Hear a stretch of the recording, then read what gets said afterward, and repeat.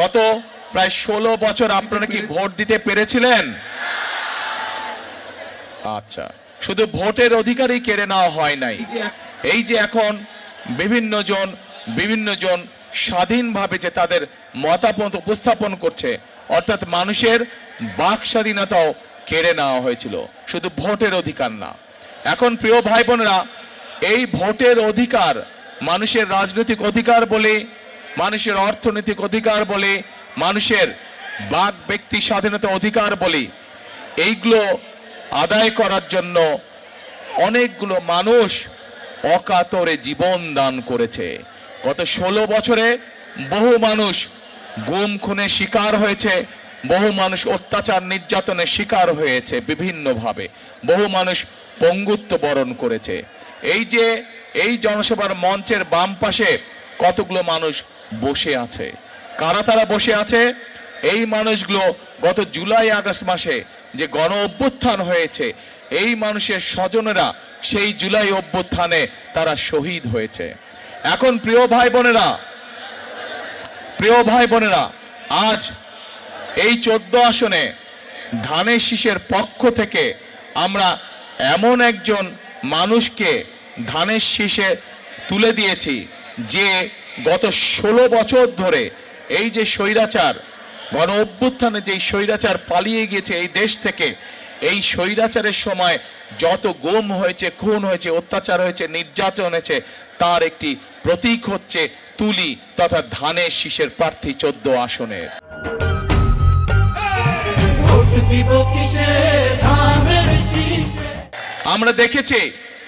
আমরা দেখেছি গত 16 বছর ধানের শীষের 14 আসনের প্রার্থী তুলি কিভাবে সারা বিশ্বকে জানিয়েছে, সারা বিশ্বের সামনে তুলে ধরেছে যে কিভাবে এই দেশে স্বৈরাচার গুমের রাজনীতি করেছিল, হত্যার রাজনীতি করেছিল, খুনের রাজনীতি করেছিল, মানুষকে অত্যাচার নির্যাতনের রাজনীতি করেছিল। এখন প্রিয় ভাই বোনেরা, আমরা আমাদের বহু সহকর্মী, বহু ভাই, বহু বোনকে আমরা হারিয়েছি এই গণতন্ত্রের যে অধিকার, এই অধিকারকে অর্জন করতে গিয়ে। আজকে এখানে জুলাই শহীদদের পরিবাররা উপস্থিত আছে। আজকে এখানে তুলি যে উপস্থিত আছে প্রার্থী হিসাবে, তার নিজের পরিবারের থেকে সদস্য গুম হয়েছে। এখন প্রিয় ভাই বোনেরা, যেই মানুষগুলো শহীদ হয়েছে, যেই মানুষগুলোকে হত্যা করা হয়েছে, যারা খুন গুণের শিকার হয়েছে, আমরা কি তাদের ত্যাগকে বৃথা যেতে দিতে পারি? তাদের ত্যাগকে, এই যে ভাই পিছনে যারা আছেন, তাদের ত্যাগকে, এই মানুষগুলো ত্যাগকে বৃথা যেতে দিতে পারে? পারি না আমরা বৃথা যেতে দিতে। যদি বৃথা না যেতে দিতে হয়, তাহলে কি কাজ করতে হবে? এক নম্বর কাজ হচ্ছে যে এই যে ভোটের অধিকার যে প্রতিষ্ঠিত হয়েছে, আমাদের এই ভোটের অধিকারকে, জনগণের এই ভোটের অধিকারকে আমাদের সত্যিকার ভাবে শক্তিশালী ভাবে প্রতিষ্ঠিত করতে হবে, এবং এই প্রতিষ্ঠিত করার মাধ্যমেই আমরা দেশকে সামনের দিকে নিয়ে যেতে পারবো। গণতন্ত্র এই গত 16 বছর যাবত এই দেশে কোনো জবাবদিহিতে ছিল না, এবং যেহেতু জনগণের কাছে কোনো জবাবদিহিমূলক শাসন ছিল না, জনগণের কাছে জবাবদিহি করার মতন যারা শাসন ক্ষমতায় ছিল, তারা জোর জবরদস্তি করে জনগণের অধিকারকে চাপিয়ে রেখেছিল। তারা জনগণের অধিকারকে চাপিয়ে রেখেছিল। প্রিয় ভাই বোনেরা, আজকে এই 12 তারিখের নির্বাচন শুধু যে আমরা গণতন্ত্রের ভিত্তিকে মজবুত করব তা নয়, গণতন্ত্র ভিত্তিকে মজবুত করার পাশাপাশি 12 তারিখের নির্বাচন হচ্ছে আমাদের আগামী দিনের দেশ গঠনের, ভাগ্যের পরিবর্তনের নির্বাচন। কাজেই আমাদেরকে প্রিয় ভাই বোনেরা এখন সামনের দিনে দেশ গঠন করতে হবে। আমরা আন্দোলন করেছি, আমরা সংগ্রাম করেছি, আমরা আমাদের ভোটের রাজনৈতিক অধিকার আমরা আদায় করেছি।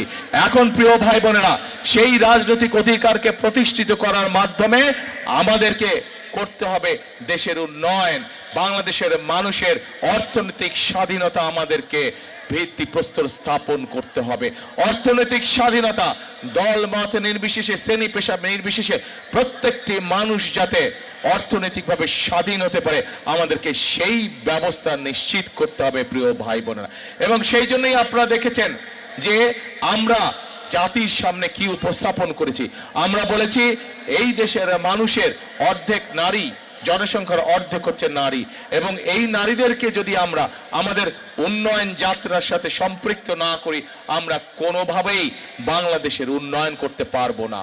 এবং সেই জন্যই এই দেশের খেটে খাওয়া নারী যারা, খেটে খাওয়া মানুষ যারা, খেটে খাওয়া পরিবারের যারা গৃহিণী, যারা মা, তাদেরকে আমরা অর্থনৈতিকভাবে স্বাবলম্বী করে গড়ে তোলার জন্য আমরা ফ্যামিলি কার্ডের কথা বলেছি।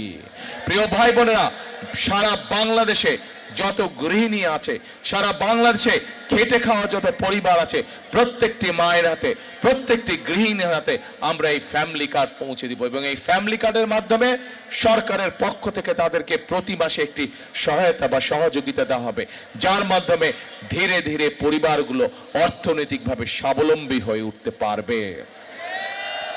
প্রিয় ভাই বোনেরা, আমরা বিশ্বাস করি যে এই দেশের কৃষক যদি ভালো থাকে তাহলে বাংলাদেশ ভালো থাকবে। এবং সেই জন্যই এই দেশের কৃষকদের পাশে দাঁড়ানোর জন্য এর আগে যখন দেশনেত্রী খালেদা জিয়া এই দেশ পরিচালনার দায়িত্বে ছিলেন, তখন উনি এই দেশের কৃষকদের জন্য 5,000 টাকা পর্যন্ত কৃষি সুদ মওকুফ করে দিয়েছিলেন। উনি 25 বিঘা পর্যন্ত জমির খাজনা, কৃষি জমির খাজনা মওকুফ করে দিয়েছিলেন। এবং তারই ধারাবাহিকতায় প্রিয় ভাই বোনেরা, আমরা সিদ্ধান্ত গ্রহণ করেছি যে 12 তারিখের নির্বাচনে ইনশাল্লাহ আপনাদের সহায়তায়, আপনাদের সমর্থনে বিএনপি সরকার গঠনে সক্ষম হলে সমগ্র বাংলাদেশে যত কৃষক আছে যাদের কৃষি ঋণ 10,000 টাকা পর্যন্ত, আগামী বিএনপি সরকার এই 10,000 টাকা পর্যন্ত কৃষি ঋণের সুদ সহ কৃষি ঋণ মওকুফ করে দিবে। প্রিয় ভাই বোনেরা, আমার হাতে একটি কাগজ আছে, এই কাগজের মধ্যে তরুণ যুবক সদস্য আছে, তরুণ সমাজের সদস্য আছে, ছেলে হোক মেয়ে হোক, তাদের কাছে শিক্ষার আলো আছে, কিন্তু বেচারা মানুষগুলো বেকার হয়ে পড়ে আছে, কর্মসংস্থানের অভাব আছে। প্রিয় ভাই বোনেরা, আমরা শুধু এই এলাকায় সমগ্র বাংলাদেশের শিক্ষিত যারা আছে, অল্প শিক্ষিত, অর্ধ শিক্ষিত, শিক্ষিত, অর্থাৎ এই দেশের যারা তরুণ সমাজের সদস্য, যুব সমাজের সদস্য, এদের ছেলে হোক মেয়ে হোক, আমরা সিদ্ধান্ত গ্রহণ করেছি, আমরা পরিকল্পনা করেছি এই ঢাকা মহানগরীতে প্রত্যেকটি আসনে মিনিমাম করে একটি, এবং সারা দেশে আমরা কর্মসংস্থানের ব্যবস্থা করব, তাদেরকে বিভিন্ন রকম প্রশিক্ষণ প্রদানের মাধ্যমে, বিভিন্ন ভোকেশনাল ইনস্টিটিউট, আইটির বিভিন্ন প্রশিক্ষণ দেওয়ার মাধ্যমে, এবং একই সাথে বিভিন্ন টেকনিক্যাল ইনস্টিটিউশন গঠন করার মাধ্যমে আমরা আমাদের ছেলেদেরকে, মেয়েদেরকে দক্ষ শ্রমিকে রূপান্তরিত করব। এবং একই সাথে আমরা সিদ্ধান্ত গ্রহণ করেছি, আমরা দেখেছি বাংলাদেশের প্রায়, আমরা জানি বাংলাদেশে প্রায় 1.5 কোটি মানুষ, প্রবাসী মানুষ আছেন বাংলাদেশে, বিদেশে বসবাস করেন। এই মানুষগুলোর মধ্যে অনেকেই এখনো যখন বিভিন্ন মানুষ বিদেশে চাকরি বাকরির ব্যবস্থা করে যাওয়ার আগে বিদেশে, তখন তাদেরকে অনেক সময় অর্থ অভাবে নিজেদের বাপ দাদার পৈতৃক ভিটা বিক্রি করতে হয় যাওয়ার অর্থ সংস্থান করার জন্য। সেজন্য আমরা সিদ্ধান্ত করেছি এখন থেকে যারা ট্রেনিং প্রাপ্ত হয়ে বিদেশে যাবে, তারা বিদেশে যাওয়ার জন্য যেন তাদেরকে পৈতৃক জমি জমা বিক্রি করতে না হয়, সেই জন্য আমরা তাদেরকে সরকার থেকে স্বল্প সুদের ঋণের ব্যবস্থা করে দিব, যাতে করে তারা সেই টাকা দিয়ে বিদেশ যেতে পারে, যাতে করে তাদেরকে পরিবারের জমি জমা বিক্রি করতে না হয়। প্রিয় ভাই বোনেরা, আমরা সিদ্ধান্ত গ্রহণ করেছি যে আমরা এই দেশের মানুষের মিনিমাম স্বাস্থ্য সেবা আমরা নিশ্চিত করব, এবং গ্রামের মানুষ যাতে গ্রামে বসে, শহরে ওয়ার্ডের মানুষ যাতে ওয়ার্ডে বসে, বিশেষ করে মা বোনেরা, শিশুরা যাতে ছোটখাটো অসুখের চিকিৎসা ঘরে বসে পেতে পারে। ইনশাআল্লাহ 12 তারিখে আপনাদের সমর্থনে, আপনাদের ভোটে আল্লাহর রহমতে বিএনপি সরকার গঠন করলে পরে আমরা যত দ্রুত সম্ভব এখানে হাসপাতাল, সরকারি একটি হাসপাতাল তৈরির কাজে আমরা হাত দেব ইনশাআল্লাহ। আমরা কৃষক ভাইদের কৃষি কার্ড দেওয়ার পরিকল্পনা গ্রহণ করেছি, সুদ মওকুফের পরিকল্পনা গ্রহণ করেছি। আমরা আমাদের তরুণ সমাজের সদস্যদের কর্মসংস্থানের জন্য বিভিন্ন পরিকল্পনা আমরা গ্রহণ করেছি। একইভাবে আমরা আরেকটি পরিকল্পনা গ্রহণ করেছি। আমাদের সমাজে এক শ্রেণীর মানুষ আছেন, যে মানুষগুলো জন্ম থেকে মৃত্যু পর্যন্ত আমাদের সাথে তাদের একটি আত্মার সম্পর্ক আছে, একটি আধ্যাত্মিক সম্পর্ক আছে। জীবনের বিভিন্ন সময় সংকটে পড়লে এই মানুষগুলো আমাদেরকে বিভিন্ন গুরুত্বপূর্ণ পরামর্শ দেন। কারা তারা? তারা হচ্ছেন আমাদের বিভিন্ন মসজিদ, মাদ্রাসা, মক্তবের খতিব সাহেব, ইমাম সাহেব, মুয়াজ্জিম সাহেবরা সহ অন্য অন্য ধর্মের যারা ধর্মীয় গুরু আছেন। এই মানুষগুলোর অধিকাংশই বিভিন্ন সময় মানবতর জীবন যাপন করে থাকেন। আমরা পরিকল্পনা গ্রহণ করেছি, আমরা সিদ্ধান্ত নিয়েছি যে 12 তারিখে ইনশাআল্লাহ আপনাদের ভোটে বিএনপি সরকার, আল্লাহর রহমতে বিএনপি সরকার গঠন করলে এই সকল ধর্মীয় ব্যক্তিদেরকে আমরা সরকারের পক্ষ থেকে সহায়তা প্রদান করব ইনশাআল্লাহ। প্রিয় ভাই বোনেরা, আপনাদের এই এলাকায় একটি বিশাল বড় সমস্যা রয়েছে। সেই সমস্যাটি হচ্ছে বনগাঁও এবং কাউন্দিয়া ইউনিয়নের জনগণের চলাচলের, নির্বিঘ্নে চলাচলের জন্য তুরাগ নদীর উপর একটি ব্রিজ। প্রিয় ভাই বোনেরা, আগে শুনেন কি বলি আমি তো এখনো বলিনি কিছু। আগে 1 মিনিট সময় দেন, আমি বলি, আগে কথা শেষ করি, তারপরে জোরে ডবল তালি দিয়েন, প্রিয় ভাই বোনেরা, বিগত 16 বছর আমরা দেখেছি মেগা প্রজেক্টের নামে মেগা উন্নয়ন হয়েছে। জনগণের কোনো উন্নয়ন হয়নি, জনগণের ভাগ্যের পরিবর্তন হয়নি। মেগা প্রজেক্ট হয়েছে, হাতে গোনা কিছু লোকের উন্নয়ন হয়েছে। যেখানে মেগা প্রজেক্ট করলে তাদের মেগা পকেটগুলো মেগা অর্থ দিয়ে ভরে, সেখানেই তারা মেগা প্রজেক্ট করেছে। কিন্তু আজকে যে দাবি এই এলাকার মানুষ উপস্থাপন করেছে, বনগাঁও যে তুরাগ নদীর ব্রিজ, এই ব্রিজটি যদি করা হয় তাহলে লক্ষ লক্ষ মানুষের উপকার হবে। এবং আজকের এই নির্বাচনী জনসভায় দাঁড়িয়ে আপনাদের সামনে আমি বলে যাচ্ছি, ইনশাআল্লাহ এই এলাকা থেকে তুলি নির্বাচিত হলে পরে স্বাভাবিকভাবে বিএনপি সরকার গঠন করলেই পরে স্বাভাবিকভাবে আমাদের কাজ করতে ইনশাআল্লাহ সুবিধা হবে। এবং আমরা তুলির মাধ্যমে বিএনপি সরকার যত দ্রুত সম্ভব এই তুরাগ নদীর উপরে ইনশাআল্লাহ সেই ব্রিজ স্থাপন করবে। প্রিয় ভাই বোনেরা, এই আস্তে আস্তে স্লোগান দিও না ভাই, তুমি স্লোগান দিলে আমি বক্তৃতা ভুলে যাব। প্রিয় ভাই বোনেরা, জুলাই শহীদদের আত্মত্যাগের বিনিময় তুলির ভাইয়ের মতন শত হাজারো ভাইয়ের, সুমনের মতন, তাদের মতন গুম হয়ে যাওয়া মানুষগুলোর আত্মত্যাগের বিনিময় আজকে বাংলাদেশের মানুষ তথা আমরা আজকে আমাদের ভোটের অধিকার ফিরে পেয়েছি। আমরা আমাদের কথা বলার অধিকার ফিরে পেয়েছি। আমরা দেখেছি গত 1 যুগ ধরে কিভাবে এই দেশের মানুষের রাজনৈতিক অধিকারকে গলা টিপে হত্যা করা হয়েছিল। প্রিয় ভাই বোনেরা, তাদের বিরুদ্ধে জনগণের অবস্থান কি হয়েছে আমরা 5ই আগস্ট দেখেছি। এই দেশ থেকে তারা পালিয়ে যেতে বাধ্য হয়েছে। কিন্তু প্রিয় ভাই বোনেরা, একটি গোষ্ঠী মানুষকে ধর্মের নামে বিভ্রান্ত করে বিভিন্ন রকম কথা বলে যাচ্ছে। এবং শুধু তাই নয়, তারা চেষ্টা করছে যে বিভিন্ন রকম ষড়যন্ত্র করার। এরই মধ্যে আমরা দেখেছি তাদের দলের লোকজন নকল সিল বানাতে গিয়ে ধরা পড়েছে। প্রিয় ভাই বোনেরা, এর মধ্যে আমরা দেখেছি তাদের লোকজনেরা মা বোনদের, সরল বনা মা বোনদের কাছে গিয়ে কিভাবে তাদের এনআইডি নাম্বার নিয়েছে, তাদের বিকাশ নাম্বার নিয়েছে, তাদেরকে বিভ্রান্ত করার জন্য। দেশের মানুষের অতিথি আমরা দেখেছি 90-এর আন্দোলনের সময় তারা কিভাবে জনগণকে ফেলে রেখে সেই স্বৈরাচারের 90 স্বৈরাচারের সাথে নির্বাচনে অংশগ্রহণ করেছিল। প্রিয় ভাই বোনেরা, বিভিন্ন সময় এই মহলের জনগণকে ফেলে রেখে চলে যাওয়ার দৃষ্টান্ত আছে। আজ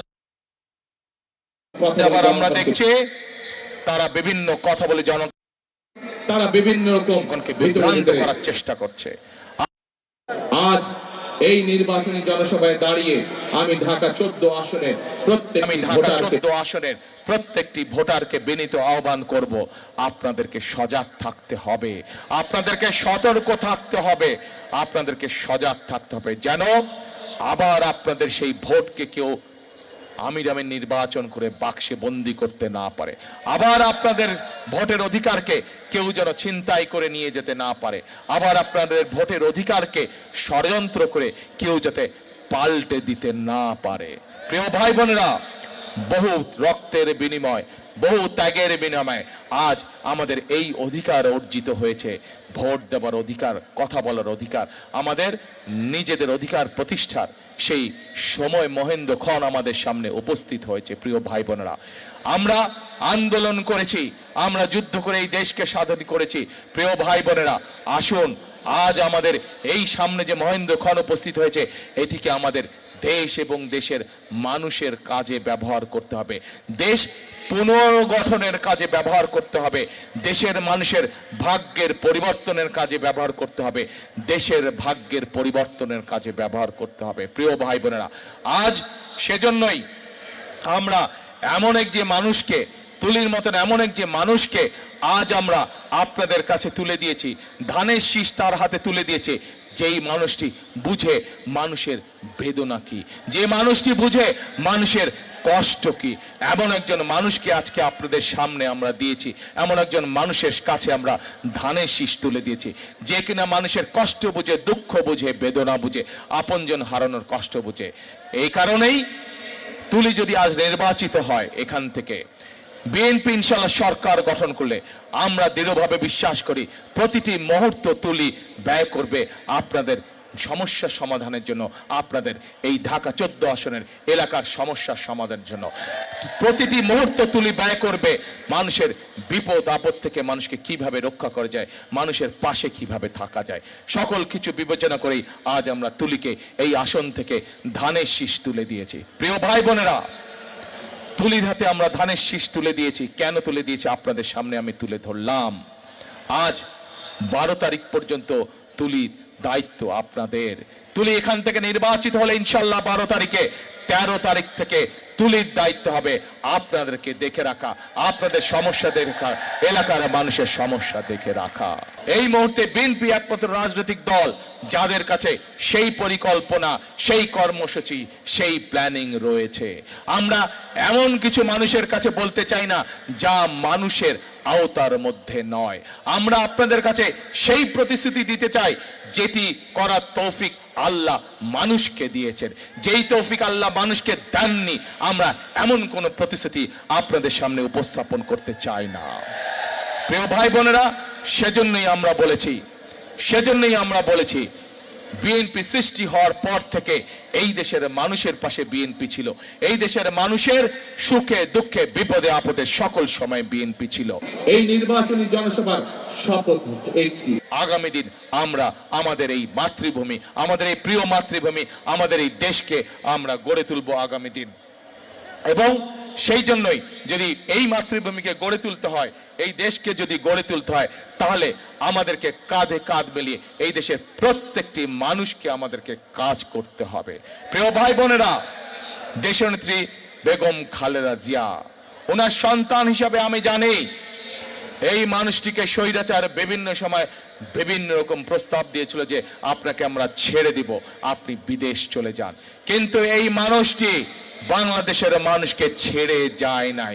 প্রিয় ভাই বোনেরা, যেহেতু আমাদের সকলের প্রথম এবং শেষ ঠিকানা হচ্ছে এই বাংলাদেশ, আসুন আমরা আজকে শপথ গ্রহণ করি, আমরা আজকে প্রতিজ্ঞা করি যে 12 তারিখের নির্বাচনে তুলিকে বিজয়ী করে, 12 তারিখের নির্বাচনে ধানের শীষকে বিজয় করে 13 তারিখ থেকে আমরা ইনশাল্লাহ ধানের শীষের নেতৃত্বে বাংলাদেশকে জুলাই শহীদদের প্রত্যাশিত সেই বাংলাদেশ গড়ে তুলব।